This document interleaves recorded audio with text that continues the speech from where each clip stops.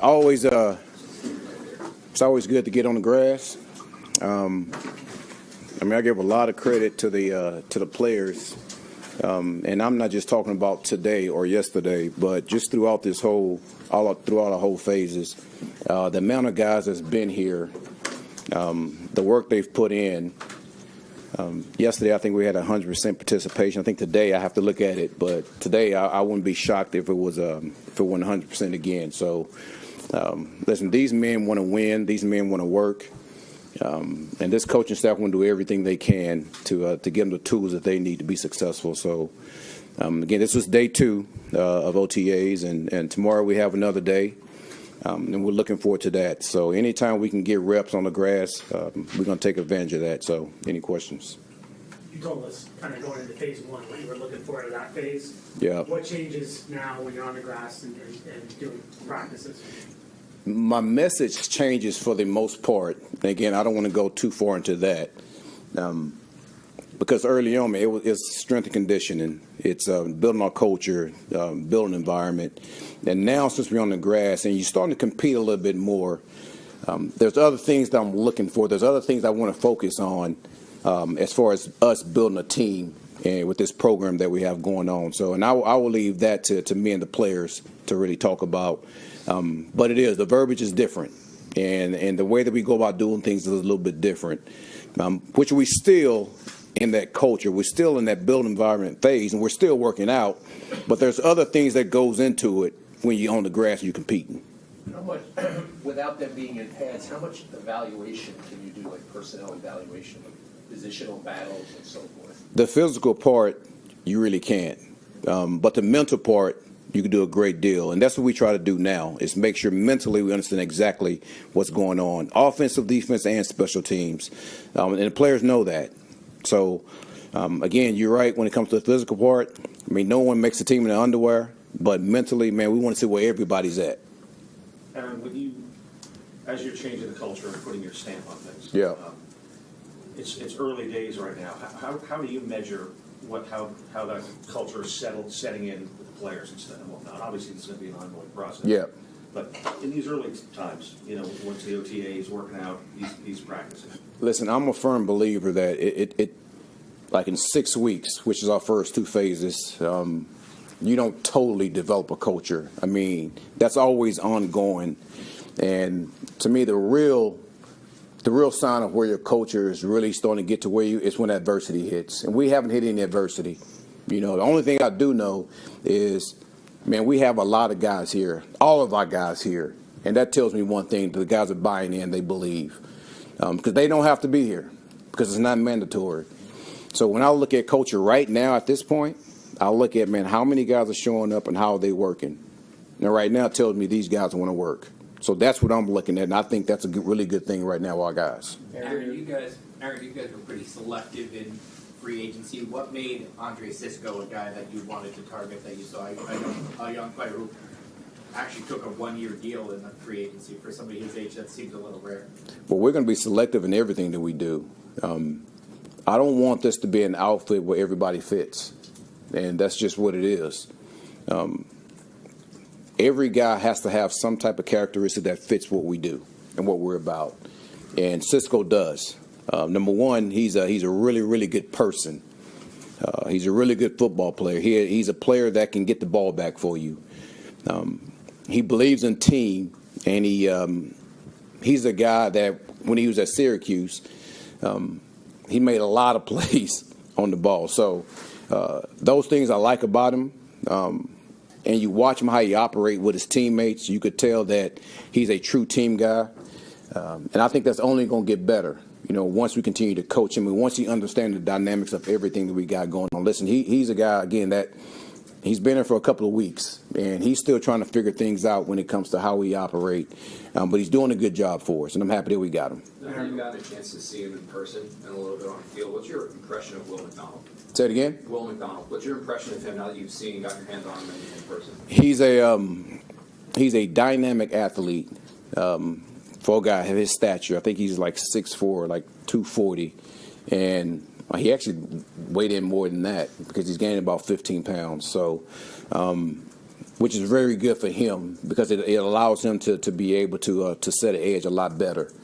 But he has really long arms. Again, I already said it, but dynamic athlete. He's a guy that has a skill set as far as rushing the passer that, listen, I haven't been around a lot of guys just in my coaching tenure like what we have with him. So I'm going to enjoy seeing exactly what he's going to be able to do with us, and we're going to let him go. We're going to let him loose. We're going to let him go get the passer. That's what he does best. So I'm just looking forward to when he get the pads on and when you can just put him in live action and see what he can really do. Despite the 15 pound, I mean, again, it's an OTA. But Yeah. He seems really flying around out there. It doesn't seem like he's lost any of that speed that made him special last year. Well, we never want to take that away from him. I mean, that's his superpower. It's his speed off the edge. But I think he understands for him to be at his best and to be the max everything out of his potential, he needs to get stronger. He needs to get bigger. And not to a point where it's going to stop him from having that speedball he has on the edge. But, man, for him to be able to set an edge, for him to be able to take on these 320-pound tackles, he knows he has to be able to do that. So just from him having the awareness of that, I mean, you give him a lot of credit on that. But that speedball he has, I don't think that's ever going away. Aaron, we know what type of playmaker Garrett is. Yep. And, how talented he is. Is there something you see from him in your short time with him or that you're learning about him that you think you can go even further? Give him the ball as much as possible. Give him the ball as much as possible. That's it. How has he helped out in the little time that you know him, just with the culture that you're trying to build here with the Jets? He's been here every day. So when you have your best guys here every day, when you have your best guys working like that, man, that speaks for itself. Do you see that connection with him and Justin? From like We just had 2 days of work. So let's let this thing play out a little bit more. With the, Aaron, I think there's only 4 guys on the roster who are 30 years old Yeah. and up. How much of a concerted effort was made in the offseason to make the roster younger? And some coaches get a little jittery when they have to play that many young guys. Yeah. How do you feel about playing young guys early? I learned this maybe 10 years ago, that you can't be afraid of the young player. And I think our main purpose as far as building this roster is more or less get the players we feel like that can help us play and that can help us win and be successful. Listen, do we want younger players? Absolutely. It's a young man's game. It is a young man's game. But we want players that can help us win. So if those players happen to be 30 years old, we get those players. It just so happened that we got younger while we got players that can help us win. So, again, it's a young man's game. You can't be afraid of a young player. And we trust the players that we have. So regardless of their age, we're going to put them out there and let them play. Was that, you said learned it from 10 years ago, was that Sean? Yes. Yes. Actually, it was Jeff Ireland, who was our college director, that told me that. Just from when you have a roster this young, like have guys started to emerge as like guys that are going to be leaders of this team? Say it again. Have guys started to emerge that you think will be leaders, like players in the locker room that will be leading when you have a younger roster like that? Listen, we have a number of guys that coming from college or come from other teams, and I would say Cisco is one of those guys that we just talked about that has natural leader ability. And here's one thing that I tell all of our guys when it comes to leadership. Leadership is not about how you come out and you give these rah-rah speeches. Leadership is about influence. And how do you influence the next person on how they operate? And we have a number of young guys that understand that, are starting to understand that and starting to operate that way. So as we go throughout these OTAs, man, that's really going to show up at some point. So the thing is, they understand what leadership is, and they're trying their butts off to just make sure they go out there and they influence their teammates by going out there and doing the things they need to do. Aaron, Take a couple more. along those lines, with Justin Fields, Yep. how is he fitting in that way as we haven't got to know him well yet. Seems like a pretty quiet, chill guy. Yeah. What kind of a leader is he? Well, that is his personality, and exactly what I just said is what he's trying to do, and just to be a positive influence on all his teammates. And listen, Justin's doing things outside of the building that I'm going to let him speak on whenever you guys talk to him, show how he's trying to just have relationships with all the players, and not just the offensive players either, just with all the players on the team. And that has a lot to do with leadership there, just being able to communicate, with offensive guys, defensive guys, it doesn't matter, special teams. And he's doing a really good job of that. And yes, he is a quiet voice, but that quiet voice doesn't mean that people don't hear him. People see the way that he works. That speaks more than what you say. And I like that about him because he's himself. And he's authentic. He's not going to change for nobody. And I'd rather have that than somebody that's fake. Was that not a little bit like the way you were as a player? What? Quiet, didn't. You tell me. You were here when I was here. I feel like you just kind of described yourself a little bit right there. That's why I threw that out there. You know what I mean? Well, So it seems like you take to that kind of, way about it. listen, I take to him because he's authentic and he's himself. And there's one thing that players can pick out is someone that's fake. And there's nothing about him that's fake. So I love everything about the player. I love everything about the way he carries himself. And I'm looking forward to him as he goes through this process of being these OTAs. Aaron, how much of that did you know before you met Justin? Say it again? How much of that about Justin did you know about his personality and that the stuff that you've just kind of talked about? Well, you hear about it just from other coaches around the league that's been around him. And now that I've been around him for this long, I mean, you come to see that he's a man's man for one, and he's himself. And again, I like that about him. I like that he's not trying to be, and I'm going to use a Parcells deal now. He's not trying to be the celebrity quarterback. He's just trying to be himself, and whatever comes with that, it comes with it. So. He's not trying to impress anybody. He's going out there and he's busting his ass trying to be the best quarterback he can be for this team. And everybody see that. And I like that. That makes me feel great. I train myself like that's the mindset of whatever I'm going to be a part of as far as the philosophy. I'll be prepped. I'll say that. So when I hear that, it's like, okay, I got to go get my body ready. I got to go get ready for get on the same page with Justin, clean up all my details, all that. So that's awesome to hear, but there's a lot of stuff that comes with it that it sparks in my head too, What did, when you heard it was possible you guys would be bringing Justin in, and then when you did, what was that like for you? Yeah, it all happened fast, honestly. I really didn't hear much leading up, and then all of a sudden it was done, man. So, just a big smile go on your face. It's someone that I'm familiar with, someone that I have a great relationship with. Someone that I love just watching them play. Like just since I met Justin, it's been a pleasure to line up alongside of him. And then when I'm on the sideline, like I just got to watch him. And his first play at Ohio State, like touching the ball, he went like 60, 70 yards running down the pipe of the defense for a touchdown.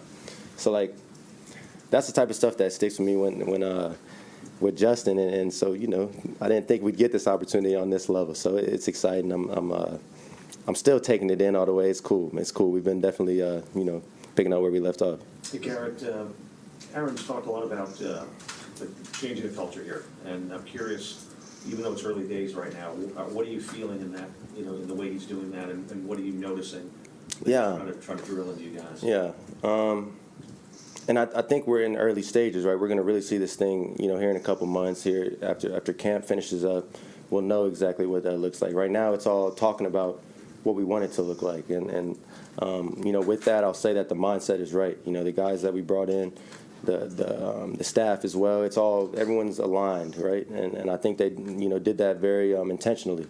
But now it's our job as players to go out there and bring that culture to life and find what our culture is, what our identity is out on the field, right? And we're doing that right now. You can't just say it and all of a sudden this is our identity. No.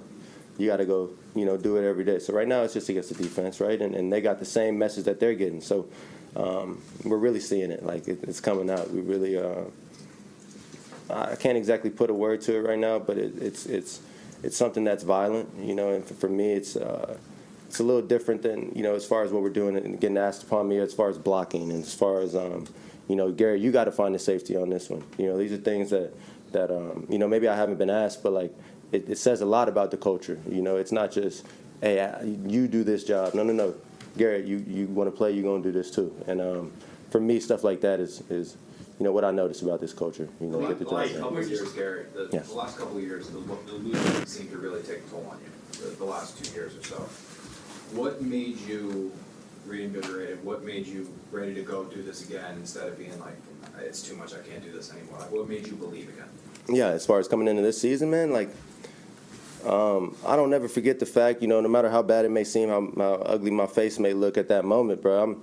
It's a blessing to do what I do and to have another opportunity to make right on what we did last year, on what I did last year. That's enough for me, right? Like I got an opportunity to make right on going what it was 5-12 and 7-10 the year before that and 7-10. Like I have an opportunity coming up, and as a competitor, as someone that loves football, like that's all I need. I'm excited to be out here because this team believed in me initially. They still believe in me, and we have an opportunity to do something special. We got as good a chance as anyone, any other team in the league.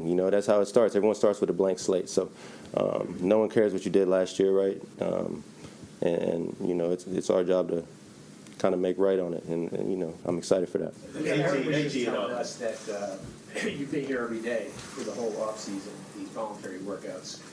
A lot of players, or some players who were eligible for a new contract wouldn't do that. They would just stay away, to make a statement or something. Why have you been here? Because obviously you're eligible for a new contract. Why have you chosen to be here? Because I want to be a part of something special. I don't think that a whole bunch of individuals makes something special. As a group aspect. This is a group thing. I wanted to get in and know my teammates. I want to get into know my coaches even. It's a new staff, learn the material that they're putting out and not be the guy that's behind when, this thing was mandatory, right? There's a way you go about business when you love what you do. And, stuff like that's not really an option. It's I get the opportunity to come out here and work and make myself better at the game I love. Let's take advantage of it. Let's get to spend time with people that, I've been spending time with, like Justin, Ruck. I've been spending time with those guys for 6-7 years now, and it's crazy to say, but when I'm not with them, it's like I miss them, So I don't really feel right when I'm not at work up here. So, that's the mindset on that. And just to follow on that, how are you hopeful that you might get a new contract before the start of the season? Like, where do things? I'm hopeful I'm a Jet for life, and that we get this thing rolling, and that we.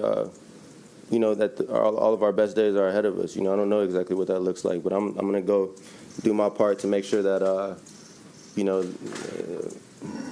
that it's inevitable, not inevitable, what's the word I'm looking for, undeniable. When the time does come and those conversations are being had, I'm going to try and do my part to make sure that it's undeniable. And yeah, I'll say that, But, yeah. Have there been discussions between you or your agent and the Jets about a new contract? Yeah, a few discussions here and there, and I try not to worry about it too much. Yeah, that's where I'm at it. And like I said, every time I go out there, it's like, I'm playing football, and when that stuff happens, it's, that'll be a cherry on top. But it's not like, I shouldn't run this route. It's like, nah, Yeah, there was a lot of speculation and interpretation of body language, other things from last season that maybe you weren't happy last season, and maybe some of that had to do with Aaron Rodgers, maybe with other reasons. Could you just clarify just kind of how, were you unhappy last season, and what kind of was your relationship with Aaron Rodgers? I wasn't unhappy, and I feel like I've been saying this, a lot this just this session with y'all, but, I get to play football. I'm excited, as far as being a competitor and how it may look while I'm out there, while we're, down a couple points, I got to work on all that, and that's something I've been constantly working on because I can, I understand that it's perceived a certain way. The reality of it is, no, I wasn't happy losing, but I wasn't unhappy. It's such a blessing to be a part of this organization and take the field on Sunday. So, when you put into it what we do every week, it's like you want it to look a certain way. You have this idea of how it, can look and should look, right? And we just weren't hitting that. We weren't hitting that. So all of a sudden it's compounding, and that's all that was. You're really high, you're really hopeful going into the year, and all of a sudden, he humbles you, right? God humbles you, and that's all it was. So, I don't think it was for nothing. I think it'll be the reason that, when we do this thing here, here in the near future, that it'll feel that much better because, times like that and yeah, that's all it is, man. That's all. So Garrett, what do you you talked think? about having a connection with Justin and enjoying watching him play. Yeah. What do you think, coming into this season that he can show that he hasn't been able to so far? Yeah, I mean, I think that Justin is, someone that coming into this league, like I was the guy that was still at Ohio State, watching him on draft day, like, why does teammate take him? Why does teammate take him, right? And I remember those days vividly. I might have even tweeted something at the time, just because I was like, why is it going like this? I know Justin. I know what he can do. I know how he can play. And, he was top 15 pick, but, like, the fact, I still think, Justin that good to go even higher than that. I'm not discounting him going top 13. It's just the game it is, the way the draft is. And for me, it's always been like, man, I'd love to go play with him. Watching those, like, people watching the film. I've always watched the Bears. Those first couple of years, I watched them a lot. And, I'm watching it like, I would have got him that. You know what I'm saying? So I'll just say that on it. He trusts me. I trust him. We've got a good communication. Forget that. Good. We talk. We speak to each other well. We know exactly what we're thinking, and that's so key. Like, just being able to, Garrett, I don't want you to run it like that, bro. That was the wrong route. Like, stuff like that in a certain way where he knows I'm not going to take it no way, and we're just trying to get the best out of each other.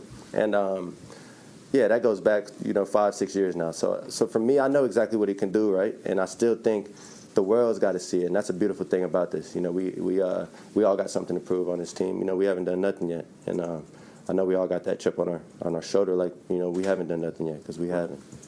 What's this about then? Andy, we're just going to teach one. What has it been like watching your teammates get to know Justin, and how would you describe him as a leader?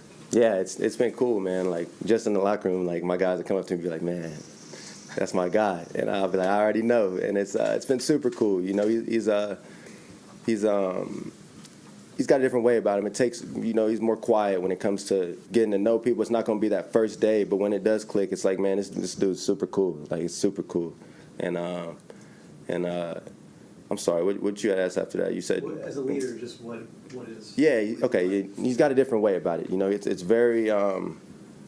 very commanding in the huddle. It's very commanding. Like, hey, y'all, we're messing up the turbo. We're messing up this. So, like, let's get on that shit. But it's also like you get it from a standpoint of it's not you're not degrading anybody. You're not going to put it in a certain way. Like, it's all just another dude kicking it with you. And that's the coolest thing about Justin, man. He's a soft-spoken guy. I mean, more, I would say, I don't know. This is hard for me to explain, bro. I don't really know exactly what the model leader looks like as far as that. I know what it looks like to me, and I think it's cool, right? But obviously, they go in draft meetings and stuff like that. They decide what their model leader looks like. For me, it's perfect. I love having him around and the way he goes about it. It's cool to see. And then Garrett, I was just gonna ask. Everybody's gonna pencil you in, going for huge numbers. The rest of this receiving room, what have you seen from the young guys like Corley and Gibson? Yeah. Opportunity for them, and then the two guys, Tyler Johnson and Reynolds, who came Yeah. here. What do you think you guys can be as a group? I mean, with Tyler and J. Ray, you got like major vet energy that I get out of them. Just knowing exactly where to be, what to do, and helping the younger guys when they going through this install. J. Ray's got some Josh got some familiarity with the offense, so he's been like the guy helping us out a lot through this verbiage and stuff like that. And Tyler's just a smooth route runner, like super smooth hands, trusts his hands are super well, and it's been in a very you can tell he's been in like a high calibered offense. You could tell because he just gets it. He's able to learn stuff fast. He may have not seen it before, but it triggers to him like, oh, this is my from when I was with the Rams. So just for them having that veteran presence and being the way they are, they're super cool dudes. J. Ray the same way, like super smooth runner, out of the break, and great natural hands. He's like, the Reaper, Slim Reaper. And then you asked about Zay and Corley. Yeah. So Zay had a great day today. just cutting up. Zay's always been that way, man. He's the quick little jitterbug and can take the top off the defense. But seeing him today, he just looks more comfortable, looks more used to the speed of the game. Like, okay, I don't got to overthink how to beat this dude. I've been doing it my whole life. And it takes a while for some guys to get that that click to where they're like, oh, I don't got to overthink this. You know, it's football still. It takes a while for some. And I wouldn't say it take a while for Zay. It's just like he's fully buying into it now. And with Kai, you know, Kai's still, like, you know, exactly the way we thought he would be. He's a huge dude, going to run you over. If you get your hands on him, you're probably not staying there. Like, he's a, what's the word? He's a brute. He's a brute, man. So once he gets that ball in his hand, it's going to be trouble. And, you know, for him and for all of us, honestly, it's just been, let's get detailed in this offense so we can know exactly what we're doing, so we can go out and play fast, so we can go out and do what we do. Because all of a sudden when you're clouded up thinking about the new offense, you're not exactly thinking about how you're going to beat the defense, you know. So, yeah, you know, it's been cool to see all the guys and young guys coming along. Arian can slide and then shut it down, you know, stuff like that. It's cool to see. So we got a good group, and